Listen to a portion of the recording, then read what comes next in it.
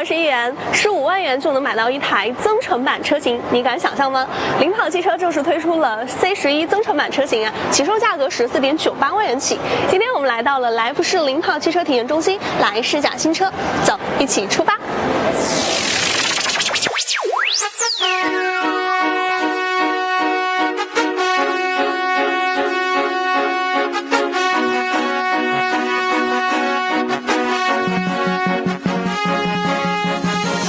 今天来试驾的就是领跑 C11增程版车型啊，因为我们今天拿到的这个是顶配车型。我们首先来讲啊，它呢是搭载的43度的电池 ，CLTC 的续航呢是有285公里，综合续航是有1024公里啊。它的最低核电油耗呢是达到了每100公里6.8升。我们首先来讲这辆车的第一个优势啊，就是5+2出行自由。通俗点讲呢，就是你5天呢城市通勤用纯电来进行行驶，2天周末出行的话呢，就可以用增程啊。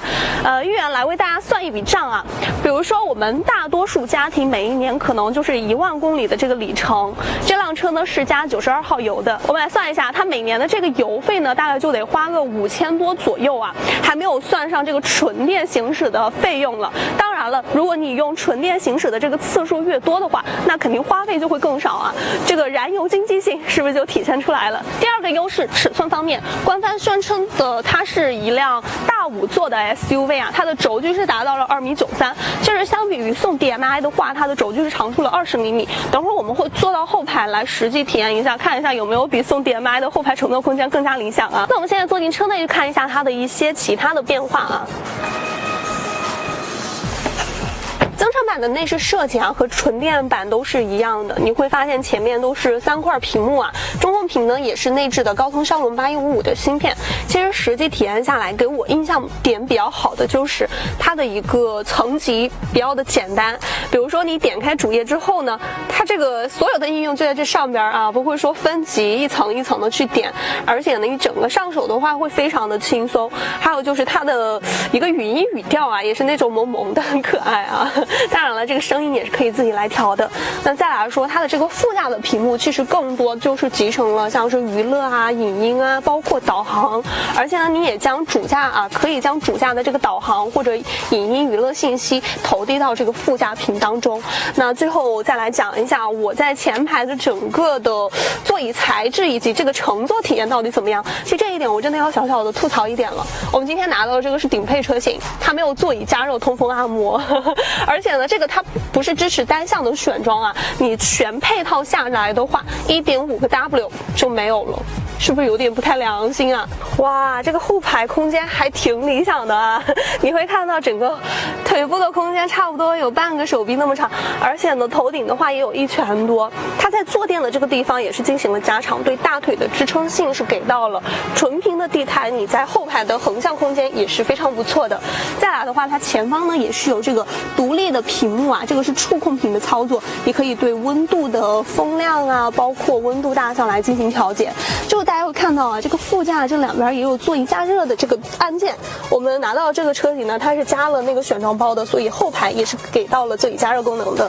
最后再来讲一下它的这个座椅材质啊，其实整体的话还是偏软的，不过它的这个材质的运用，它是 Nappa 真皮加了 PVC 材质来进行的混搭。其实整个你坐起来的话，还是挺柔软的。在这里门板的这个地方呢，它也有这种浅浅的氛围灯透露出来。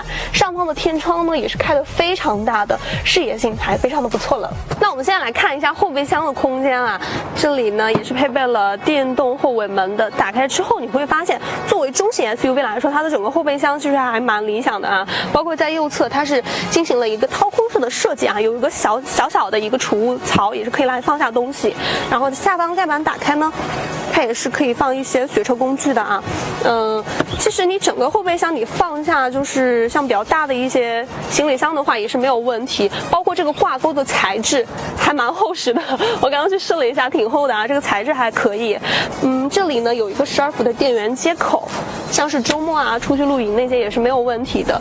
其实我重点想要看的就是当第二排座椅放倒之后，它的一个平整度到底是怎么样的。不过有一点需要说明啊，你会看到，就这个价位，你就不要想有什么空气悬挂了啊，它这个其实还蛮高的，差不多到我大腿的这个位置，也搬重物的话还是比较的不方便啊。那我们现在把第二排座椅放倒来看一下。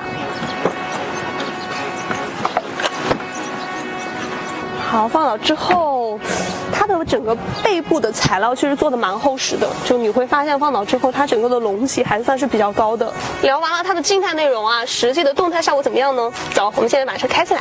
领跑 C11增程版是搭载的 1.2T 发动机和一块43.74千瓦时的电池。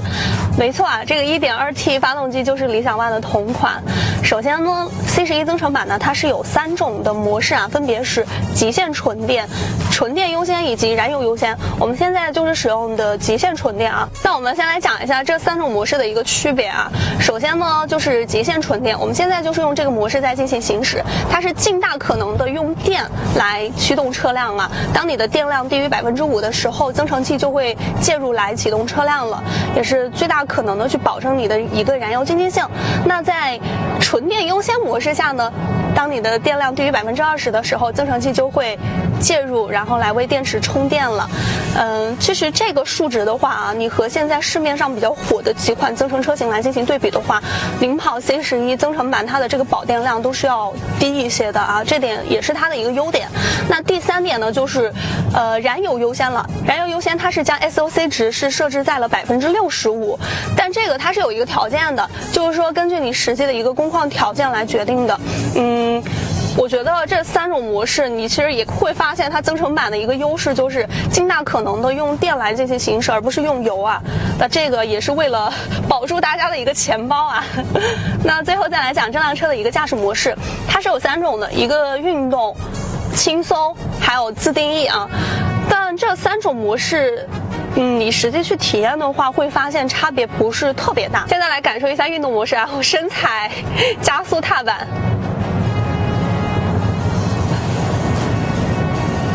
刚刚已经是踩到底了，就是会发现它整个动力来的还是比较慢的啊。所以说，如果你想要在这辆车上找到什么驾驶乐趣的话，还是比较难的啊。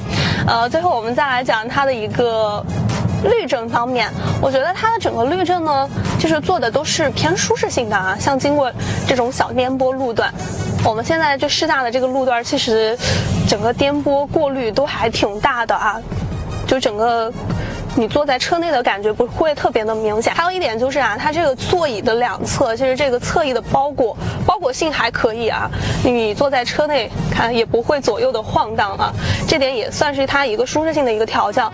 不过有一点不好的，我要跟大家说清楚啊，就是它的能量回收是不可以调的，大家就会担心它的这个拖拽感会不会特别明显。但是我刚刚进行频繁的这个加速啊、制动啊，你坐在车内也不会有晕车的一种感觉。最后就是它的方向盘的一个转向手感了。我现在是切换到运动模式啊，它整个的转向手感肯定是要比轻松稍微偏重了一点点，但是有一点不好的就是它的整个虚位会有那么一点点大啊。